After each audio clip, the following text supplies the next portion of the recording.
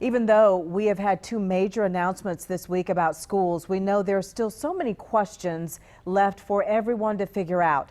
School districts in both Carolinas are still polishing their plans. In North Carolina, the governor suggested a mix of online and in-person or all remote learning.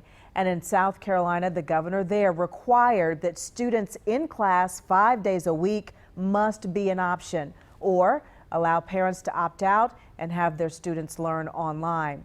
So what is the right move? It's really hard to tell with no definitive example or guidebook on how to do this in the U.S. But we might be able to learn something from what other countries have done. Our Joe Bruno is joining us live tonight. I know, Joe, earlier today you spoke with some American parents living in France and Denmark about how it's working there. All of this, Erica, might seem strange, sending kids back to school during a pandemic, but it's important to note and realize that over in Europe, they have managed to do this pretty successfully. So I spoke to some Americans living abroad about their experience sending kids back to school during the era of COVID-19. Jennifer Poe is an American mom in Bordeaux. She runs this popular blog about living in the famous wine-growing region in southwestern France.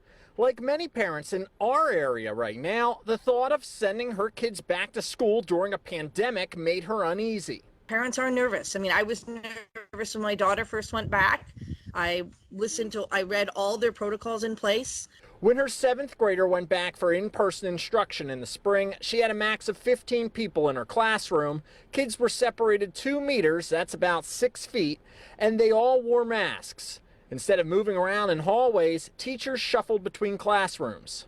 If a child had a fever, and they would have been brought to the nurse's office, and then the parent had to come pick up the child right away, and the child had to go get tested. Poe says her area prioritized opening schools first instead of things like restaurants and bars. She says reopening schools didn't result in any significant spikes in cases, and kids kept the masks on. Other habits were harder to break. One of the things that's obviously very different for the culture here is when you greet people the first thing in the morning, or when you greet your friends, is they kiss on the cheeks. And obviously you don't do that in France right now. It's not just Bordeaux. Over in Viborg, Denmark, a similar success story. My son would come home every day, and I'd say, okay, get in the shower right away. And he said, Mom, I'm so tired of washing my hands. Kelly Christensen runs MyNewDanishLife.com. She taught for 13 years in America and 3 in Denmark. But when it came time to send her children to school during COVID-19, she had some concerns. We were all really nervous. Her children's school only brought back kids up to 5th grade. They had only 8 students in each classroom and 2 dedicated teachers to ensure rules were followed. Since the older kids were at home learning online, they used their classrooms for extra space. Kids were required to clean their desk every day and even had designated bathrooms. These schools, they really did a lot to make the kids safe, in my opinion. Christensen is encouraging people to read their school's protocols and to make sure they are comfortable with them before deciding whether to choose remote learning or in person. Teach your children about, keeping distance and washing their hands. Yeah, so it sounds like they took a lot of precautions. But Joe, how did they say they responded or handle it if a child or someone tested positive at school?